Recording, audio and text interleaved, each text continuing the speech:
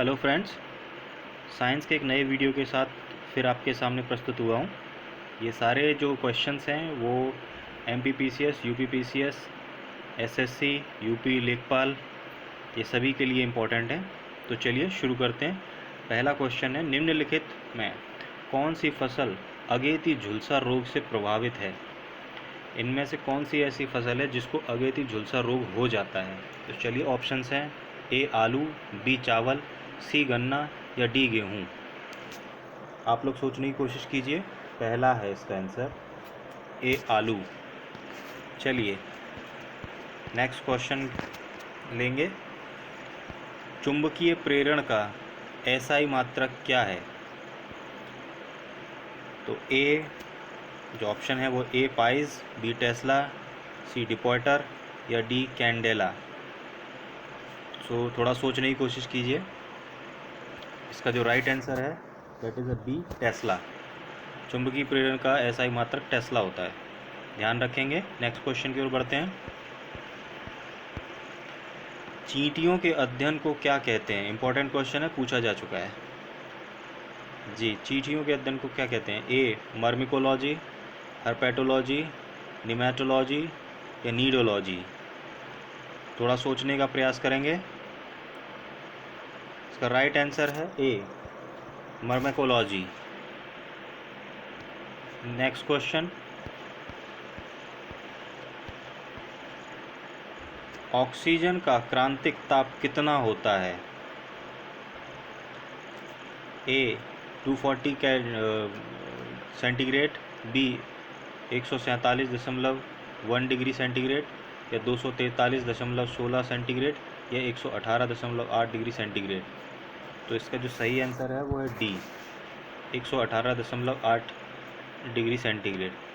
Important question है, पूछा जा सकता है। नेक्स्ट क्वेश्चन की ओर बढ़ते हैं। ये जितने भी क्वेश्चन हैं बहुत इंपॉर्टेंट हैं, आप नोट डाउन कर लें या टेलीग्राम पर मैं इसको आपको लिंक दे दूंगा, आप वहाँ से डाउनलोड कर लीजिएगा, ठीक है। नेक्स्ट क्वेश्चन, किस उद्देश्य से पोटेशियम ब्रोमाइड का प्रयोग किया जाता है? ए साबुन के लिए, बी बारूद के लिए, सी फोटोग्राफी के लिए या डी अंकुरनाश दवा के लिए। तो आपको पता होना चाहिए कि पोटेशियम ब्रोमाइड शब्द जहाँ आ जाए और ऑप्शन में अगर फोटोग्राफी हो तो सीधे फोटोग्राफी पर टिक लगा देना है। चलिए अपने छठे क्वेश्चन की ओर बढ़ते हैं। हास्य गैस क्या है? ये चार ऑप्शन दिए हैं, इसमें से हास्य गैस कौन सी है? Nitric oxide, nitrogen pentoxide, nitrogen peroxide या नाइट्रस ऑक्साइड। थोड़ा कंफ्यूजिंग सा क्वेश्चन रहता है ये, लेकिन इम्पॉर्टेंट है। इसका जो राइट आंसर है वो नाइट्रस ऑक्साइड। याद रखेंगे, जहाँ नाइट्रस ऑक्साइड आ जाए वो एक हास्य गैस होती है। इस गैस को छोड़ने से व्यक्ति हंसने लगता है। सातवें क्वेश्चन की ओर बढ़ते हैं। इम्पोर्टेंट है, आया हुआ क्वेश्चन है ये। वयस्क बिल्ली के कुल कितने दांत होते हैं? ए 32, बी 28, सी 30 या डी 16। सोचने की कोशिश करेंगे, गैस करने की कोशिश करेंगे। इसका राइट आंसर होता है सी 30। एक वयस्क बिल्ली के अंदर उसके मुंह में 30 दांत पाए जाते हैं। इम्पोर्टेंट है, याद रखेंगे। आठवां क्वेश्चन, निम्न में से कौन सा अग्र मस्तिष्क का भाग नहीं है? इस तरह के जो क्वेश्चन होते नहीं है जिनमें लिखा होता है, इन क्वेश्चन को थोड़ा ध्यान से पढ़ें हमेशा एग्जाम में, क्योंकि हम लोग क्या होता है जल्दबाजी में नहीं पढ़ना भूल जाते हैं और गलत टिक लगा के चले जाते हैं। चलिए ऑप्शंस देखते हैं। ए मैंड्यूला, बी सेरेब्रम, सी थैलेमस या डी हाइपोथैलेमस। आठवां प्रश्न है, सोचने का प्रयत्न करेंगे जी। इसका राइट आंसर है ए मैंड्यूला। मैंड्यूला अग्र मस्तिष्क का भाग नहीं होता है।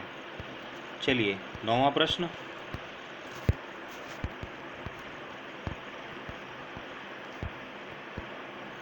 किण्वन प्रक्रिया द्वारा उत्पादित पहला विटामिन कौन सा है? गैस करिए। विटामिन सी है, विटामिन ए है, विटामिन बी है या विटामिन डी है? तो इसका राइट आंसर है विटामिन सी। किण्वन प्रक्रिया जिसे फर्मेंटेशन कहते हैं, उसके द्वारा होता है ये। चलिए नेक्स्ट आगे बढ़ जाते हैं 10वें प्रश्न की ओर। एसीटोन और मिथाइल अल्कोहल के मिश्रण को अलग करने के लिए कौन सी निम्नलिखित तकनीक का प्रयोग किया जाता है? ए सेंट्रीफ्यूगेशन, बी निर्वात आसवन, सी आंशिक आसवन या डी आसवन। इम्पॉर्टेंट क्वेश्चन है, इस तरह के क्वेश्चन अक्सर पूछे जाते हैं और स्पेशली यूपी और एमपी के जो एग्ज़ाम्स होते हैं उनमें ऐसे ज़्यादा पूछे जाते हैं। इसका राइट आंसर है सी आंशिक आसवन के द्वारा। चलिए 11वें प्रश्न की ओर बढ़ते हैं।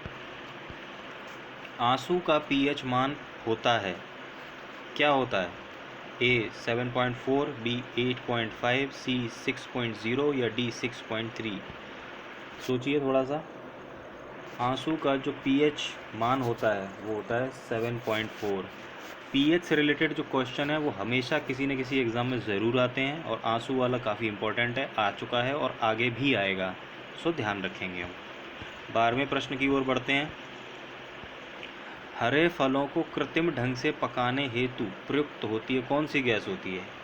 ए acetylene, B ethane, C hydrogen या डी कार्बन डाइऑक्साइड। आपने देखा होगा अक्सर, कभी आप मार्केट गए होंगे तो कुछ केले आपको ऐसे पके हुए दिखते हैं, हरे हरे दिखेंगे लेकिन वो पक चुके होते हैं, वो एसिटिलीन के द्वारा। ए ऑप्शन इसका राइट है। उनको एसिटिलीन में रखा जाता है तो वो कृत्रिम रूप से पकाए जाते हैं। याद रखेंगे, इंपॉर्टेंट क्वेश्चन है, कई बार पूछा गया है। यहाँ पे जो क्वेश्चन है वो सारे इंपॉर्टेंट हैं, आप एक बार नोट डाउन कर लें या डाउनलोड कर लीजिएगा, ठीक है। चलिए 13वें प्रश्न की ओर बढ़ते हैं। ट्रांसफॉर्मर की खोज किसने की थी? ए स्पेंगलर ने, बी मार्कोनी ने, सी माइकल फैराडे ने या डी वॉल्टर हंट ने। इसको भी याद रखेंगे, ट्रांसफॉर्मर की खोज माइकल फैराडे ने की थी।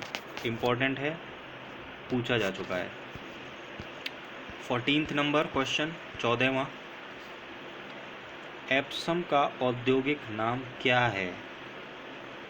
ए magnesium sulphate, B ferrous sulphate, C lead oxide या डी लेड परऑक्साइड। तो इसका राइट आंसर है ए मैग्नीशियम सल्फेट, उसको औद्योगिक नाम इसका एप्सम है। याद रखेंगे, ये भी एक इम्पॉर्टेंट क्वेश्चन है। चलिए आगे बढ़ते हैं। 15वां क्वेश्चन। मकड़ी में श्वसन अंग कौन सा है? ऐसा कौन सा अंग है जिसके द्वारा मकड़ी सांस लेती है? ए शरीर की सतह, बी बुक लंग्स, सी बुक गिल्स या डी एयर ब्लेडर। तो इसका राइट आंसर हो जाएगा बी बुक लंग्स। मकड़ी बुक लंग्स के द्वारा सांस लेती है। ये भी एक अच्छा क्वेश्चन है, याद रखेंगे। 16वें क्वेश्चन की ओर बढ़ते हैं। रासायनिक ऊर्जा को विद्युत ऊर्जा में रूपांतरण किसके द्वारा किया जाता है? ऑप्शंस हैं ए विद्युत चुंबक, बी फोटोसेल, सी चुंबक अपघट्य या डी संचायक सेल। तो सोचने का प्रयत्न कीजिए। इसका राइट आंसर है डी संचायक सेल। संचायक सेल के द्वारा रासायनिक ऊर्जा को विद्युत ऊर्जा में रूपांतरण किया जाता है, ठीक है। 17वें प्रश्न की ओर बढ़ते हैं। सागर की गहराई को मापने के लिए कौन सा उपकरण इस्तेमाल किया जाता है? A fathometer, B eudiometer, C barometer, D periscope. तो इसका जो राइट आंसर है वो है फैथोमीटर। फैथोमीटर से समुद्र की गहराई नापी जाती है। ये भी एक महत्वपूर्ण प्रश्न है, याद रखेंगे। 18वां प्रश्न। वह तापमान जिस पर सेंटीग्रेड और फ़ारेनहाइट पैमाने दोनों समान हो जाते हैं, मतलब ऐसी स्थिति जहाँ पर सेंटीग्रेड और फ़ारेनहाइट दोनों की जो तापमान है वहाँ पर बिल्कुल बराबर होंगे। A 100 degree centigrade, B 40 degree centigrade, C -40 degree centigrade या डी 0 डिग्री सेंटीग्रेड। इसका राइट आंसर है सी -40 डिग्री सेंटीग्रेड पर सेंटीग्रेड और फ़ारेनहाइट इक्वल होते हैं। नेक्स्ट क्वेश्चन की ओर बढ़ते हैं। 19वां क्वेश्चन है।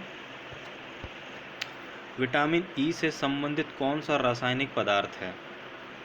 ए टोकोफेरॉल, बी बायोटिन, सी कैलिसफेरॉल या डी नेफ्थाकोनिन। सोचने की कोशिश करेंगे। इसका राइट आंसर है ए टोकोफेरॉल। 20वें प्रश्न की ओर बढ़ते हैं। कार्नाइट किस धातु का अयस्क होता है? ए पोटेशियम का, बी एल्यूमिनियम का, सी मरकरी या डी यूरेनियम। सोचने का प्रयत्न कीजिए, गैस कीजिए। इसका राइट आंसर है ए पोटेशियम का। कार्नेलाइट पोटेशियम का धातु अयस्क होता है।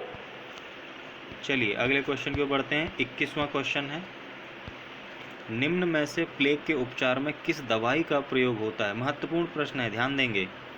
निम्न में से निम्न में से प्लेग के उपचार के लिए कौन सी दवा यूज होती है? ए क्लोरोफाइमिसिटिन, आइसोनियाजाइड, स्ट्रेटोमाइसिन या एड्रेनिल। विचार करेंगे, सोचेंगे। 21वें का है सी स्ट्रेटोमाइसिन। इससे प्लेग का उपचार किया जाता है। 60s और 70s का जब टाइम था और 70s लेट 70s तक, तब प्लेग की बीमारी महाबीमारी थी, काफ़ी फैलती थी हमारे भारत में और विश्व में भी फैलती है।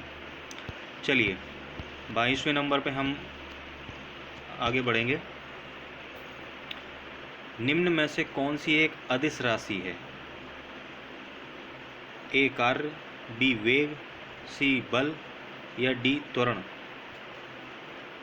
इसका राइट आंसर हो जाएगा ए कार्य। अदिश और सदिश राशियाँ होती हैं दो तरह की, आपने अगर फिजिक्स पढ़ी हो। अदिश राशियाँ वे होती हैं जिनकी कोई दिशा नहीं होती। जैसे कार्य, आप कार्य किसी भी दिशा में किसी भी चीज़ पर कभी भी कर सकते हो। और जो सदिश राशियाँ होती हैं वो किसी न किसी एक दिशा की ओर चलती हैं। जैसे वेग, वेग अगर चलेगा तो किसी एक दिशा में चलेगा। बल आप लगाओगे तो किसी एक दिशा में लगाओगे, चारों दिशाओं में बल नहीं लगा सकते हो आप। तो अदिश और सदिश में आप याद रखेंगे कि वे राशियाँ जिनकी कोई दिशा नहीं होती हैं वो अदिश होती हैं, और जिनकी दिशा निर्धारित होती है वो सदिश होती हैं। ठीक है, इसके ऊपर भी क्वेश्चंस आते रहते हैं, तो ध्यान रखेंगे। 23वां एक महत्वपूर्ण क्वेश्चन है, किस रंग के प्रकाश की तरंग दैर्घ्य सबसे कम होती है? किस रंग के तरंग दैर्घ्य सबसे कम होती है? तो पहला है ए पीला, बी बैंगनी, सी हरा और डी लाल। आप सबको जहाँ तक ये पता होगा तो इसका राइट आंसर है बी बैंगनी। बैंगनी रंग की तरंग दैर्घ्य सबसे कम होती है। चलिए 24वें प्रश्न की ओर बढ़ते हैं। निम्न में से कौन सा बैक्टीरिया जनित रोग नहीं है? क्वेश्चन को हमेशा एग्जाम में पूरा पढ़ें और ध्यान से पढ़ें। कभी कभी क्या होता है, हम पढ़ते हैं जल्दबाजी में, निम्न में से कौन सा बैक्टीरिया जनित रोग है, तो आप लगा के चले आओगे गलत। तो इसका हमेशा विशेष ध्यान रखेंगे। ए आंत ज्वर, बी प्लेग, सी डिप्थीरिया या डी दमा। तो इसका राइट आंसर हो जाएगा डी दमा। दमा एक ऐसी बीमारी है जो बैक्टीरिया से नहीं फैलता है। चलिए 25वें प्रश्न की ओर बढ़ते हैं।